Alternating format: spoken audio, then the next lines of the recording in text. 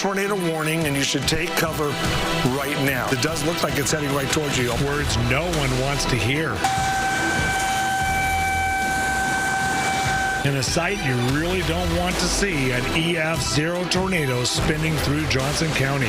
And I started things flying. I go, it's time to go. Toppling trees and even pulling the roof off of homes. It lifted it up and twisted it, and then it came back down. So all those beams and stuff are broken. Reminding us all not to be complacent. People need to take the time to prepare now. And good evening, everyone. I'm meteorologist Gary Lezak. Thanks for tuning in to our 41 Action News Spring Weather Special, Surviving the Storm, on air and on your favorite streaming device. I spoke with one man from Linwood. He reflected back on the scary experience and how his family is recovering as they move into their rebuilt home just about 2 years from when it was torn apart.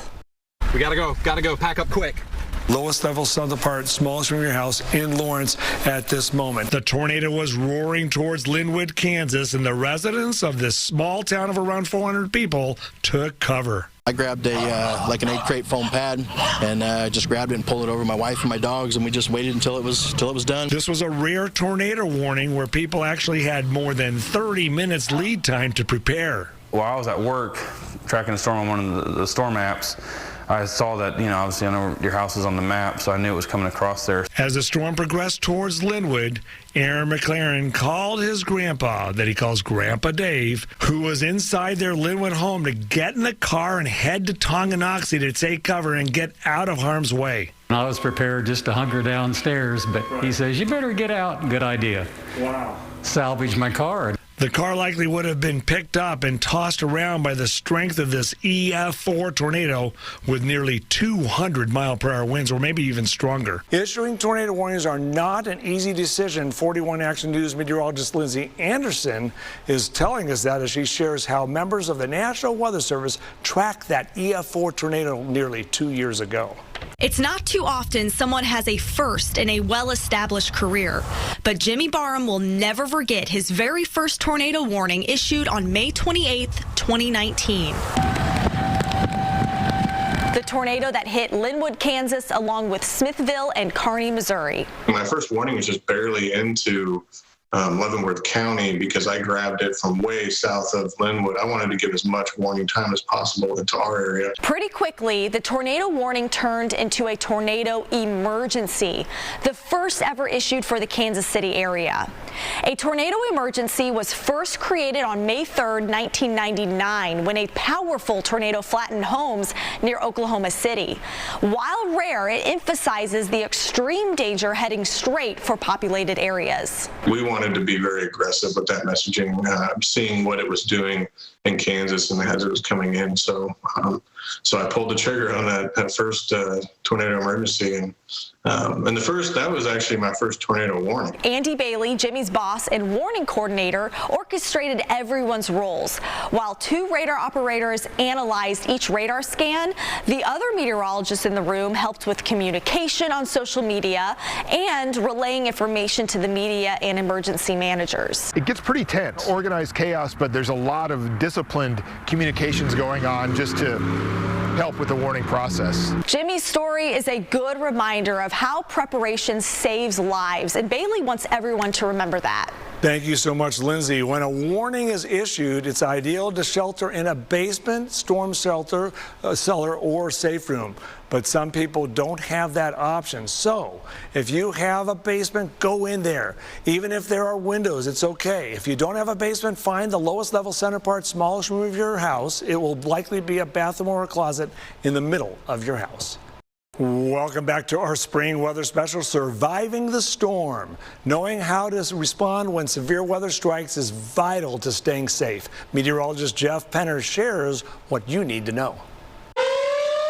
Tornadoes are no doubt terrifying, and the attention they receive is justified. But did you know that flooding kills more people per year than tornadoes? Strong thunderstorm winds and lightning follow closely behind tornadoes when it comes to annual deaths. On average, there are 88 deaths per year due to flooding, 68 for tornadoes, 58 for strong winds, and 41 due to lightning strikes. Let's break down these 3 severe weather threats. First, flooding. July 27th and August 22nd, 2017 were unfortunate examples of why flooding is a serious problem. 4 to 9 inches of rain fell each of those dates in a 6-hour period. Indian Creek near 103rd and Warnell turned into the Amazon River, fast destroying the strip mall next to it. When we say turn around, don't drown, there's a reason for it. 6 inches of flowing water can sweep a person away. 12 inches of flowing water can sweep a car or SUV away. 18 inches of flowing water can sweep away a vehicle larger than an SUV. Second, strong winds. Strong thunderstorm winds, often referred to as straight-line winds, can be as high as 80 to 90 miles per hour. This is equivalent to a low-end EF1 tornado covering tens to hundreds of miles. These winds occur when some of the rain and hail in the cumulonimbus cloud evaporate, which cools a large pocket of air in the cloud. Cold air is heavy and the whole pocket races to the ground, and the air spreads out rapidly in all directions after impact, a microburst. This creates a unique pattern of wind damage as opposed to the smaller swirling pattern of tornadoes. You can prevent harm from the straight line winds by treating it like a tornado. Head to the smallest room, center part, lowest level. And third, lightning. Lightning is caused by a buildup of positive and negative charge. A positive lightning strike can come from the anvil of the thunderstorm. These are also known as a bolt from the blue. These are the deadliest strikes because it can happen even when the thunderstorm is miles away, when people are least aware of the thunderstorm and can still be outside.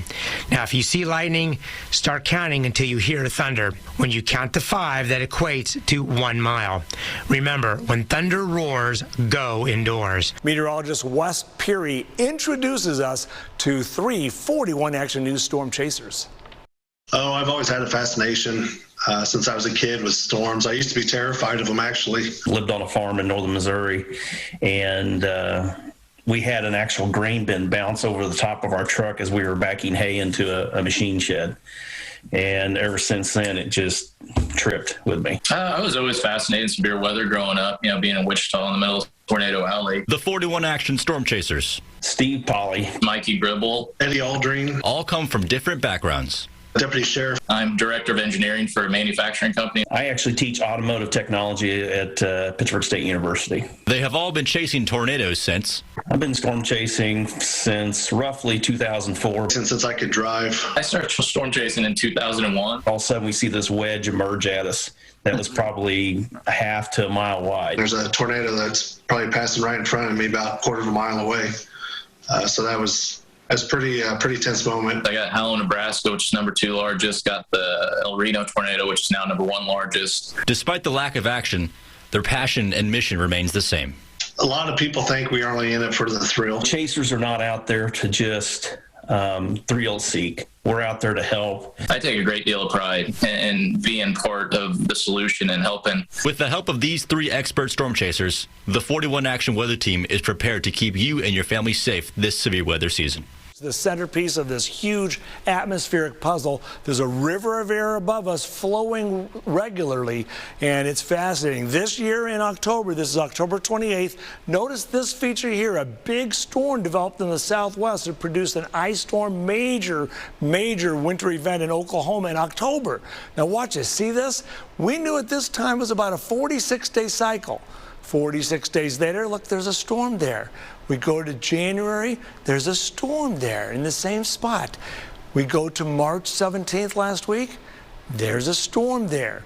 By knowing it's a 46-day cycle, it allows us to make accurate predictions down to a series of dates. So why is this important to you? That part of the pattern that produced that Jefferson County tornado is going to return. That part of the pattern will cycle back through between April 27th and May 4th.